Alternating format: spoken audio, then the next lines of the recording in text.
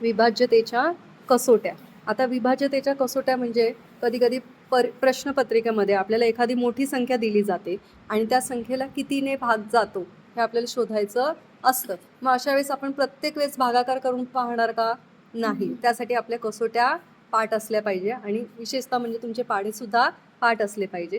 तर काही महत्त्वाच्या कसोट्या आहेत ज्या आपण पाहूया. दोनाची कसोटी. आता दोनाची कसोटी खूप सोपी आहे. तुम्ही जर बेचा पाढा पाहिला असेल तर बे एके बे, बे दुने 4, बे त्रिक 6, बे चौक 8, बे पंचे 10, एकक स्थानी काय येतो 0, बे सक 12, एकक स्थानी येतो 2, बे साती 14, एकक स्थानी 4, बे आठी 16, एकक स्थानी 6 आणि बे नवे 18. म्हणजे जर तुम्ही बेच्या पाड्याचं नीट निरीक्षण केलं तर बेच्या पाड्यामध्ये एकक स्थानी 0, 2, 4, 6, 8 हे अंक येतात आणि मग एखाद्या अंकाच्या शेवटी म्हणजे एकक स्थानी जर 0, 2, 4, 6, 8 यापैकी कोणताही एक अंक असेल तर त्या संख्येला दोनाने निशेष भाग जातो. निशेष भाग जातो म्हणजे पूर्ण भाग जातो ज्याची बाकी 0 असते.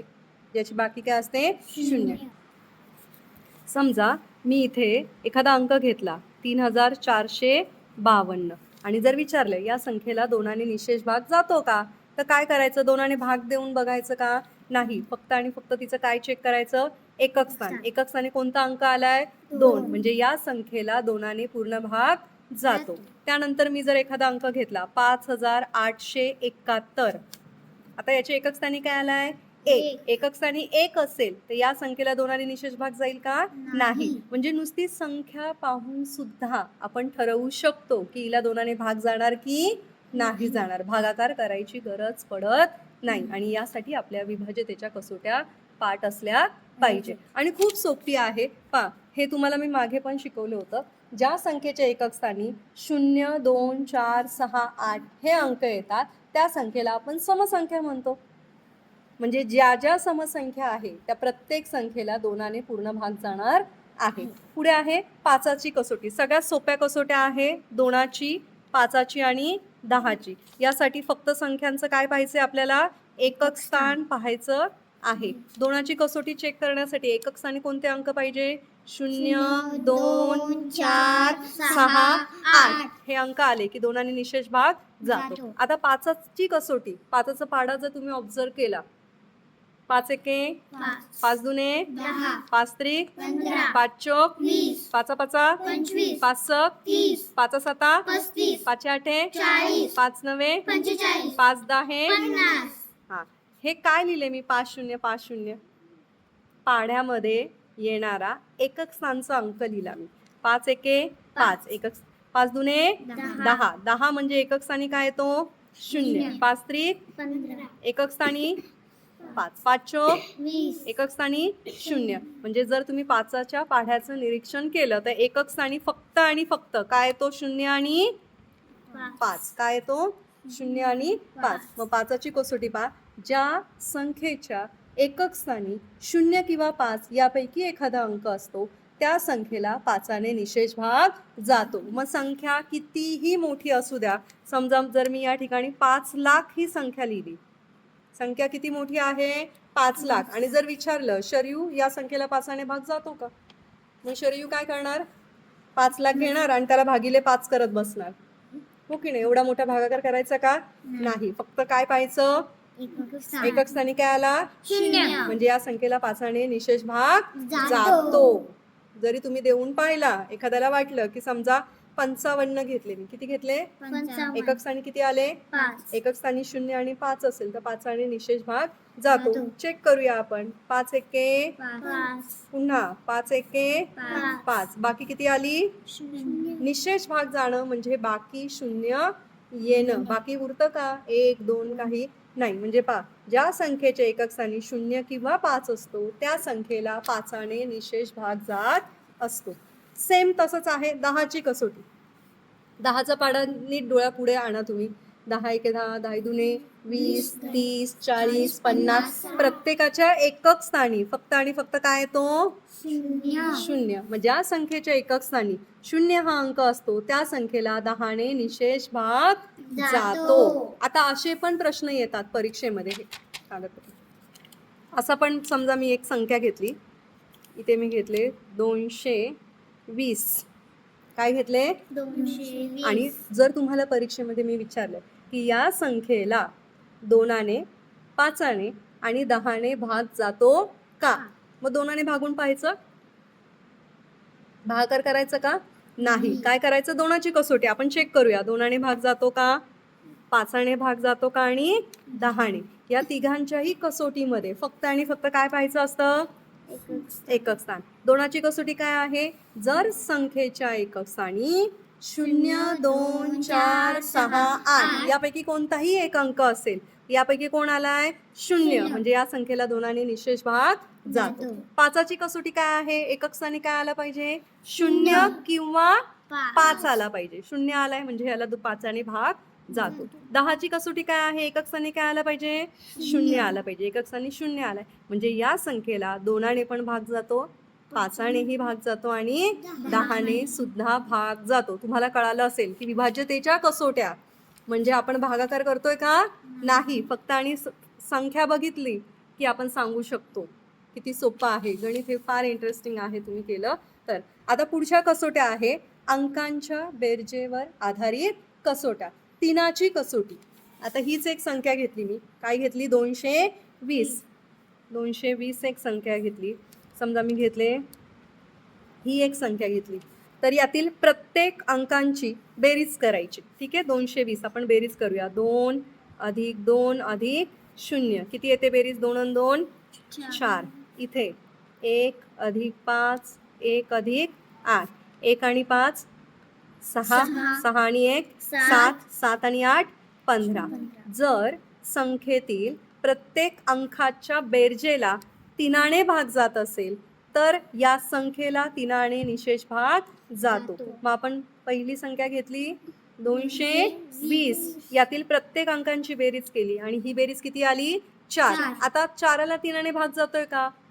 3च्या पाड्यात 4 येतात का? नाही. म्हणजे अंकाच्या बेरजेला 3ने भाग जातो का? नाही. म्हणजे 220 या संख्येला 3ने निशेष भाग जाणार नाही. आता दुसरी संख्या घेतली आपण 1518. अंकातील प्रत्येक, ही जी संख्या आहे संख्येतील प्रत्येक अंकांची काय केली? बेरीज. बेरीज किती आली? 15. 3 5 15 म्हणजे बेरीज ही 3च्या पाड्यात येते.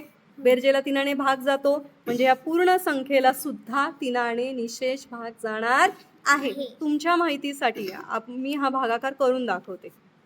3 3 5 15 3 0 वरून आले 8 18 झाले. 3 सक 18. बाकी किती आली?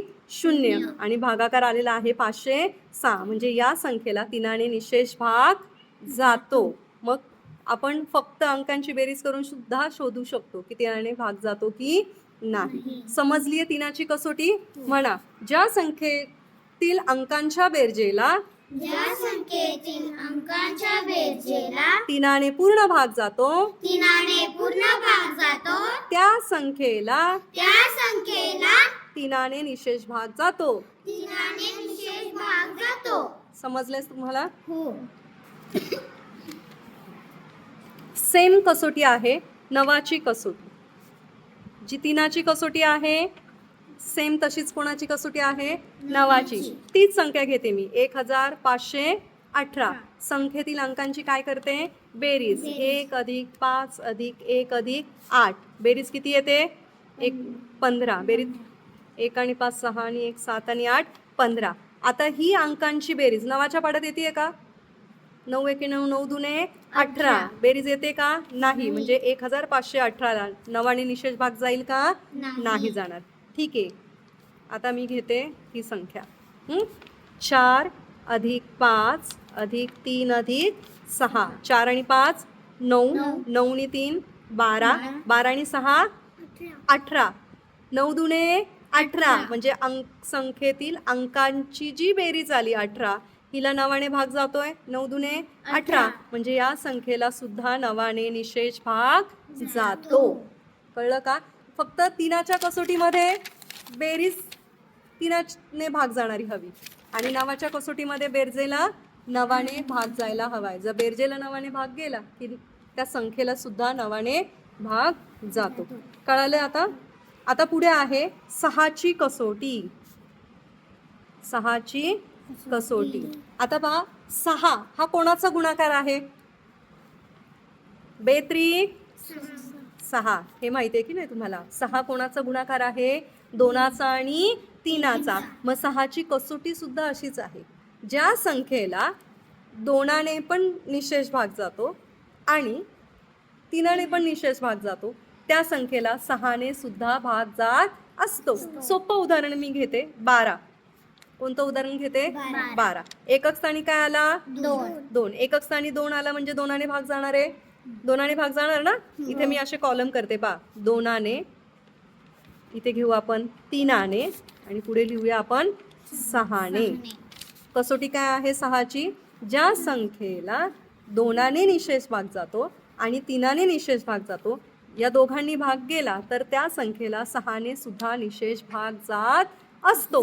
मग आता 2ची कसोटी, एकक स्थानी 2 आला म्हणजे याला 2ने निशेष भाग जातो. 3ची कसोटी काय आहे? अंकांची बेरीज करायची आहे. करा अंकांची बेरीज. 1 आणि 2 3. 3 एके 3. अंकांच्या बेरजेला 3ने भाग गेला म्हणजे 12ला 2ने भाग जातो, 3ने भाग जातो. मग 12ला 6ने सुद्धा भाग जाणारच.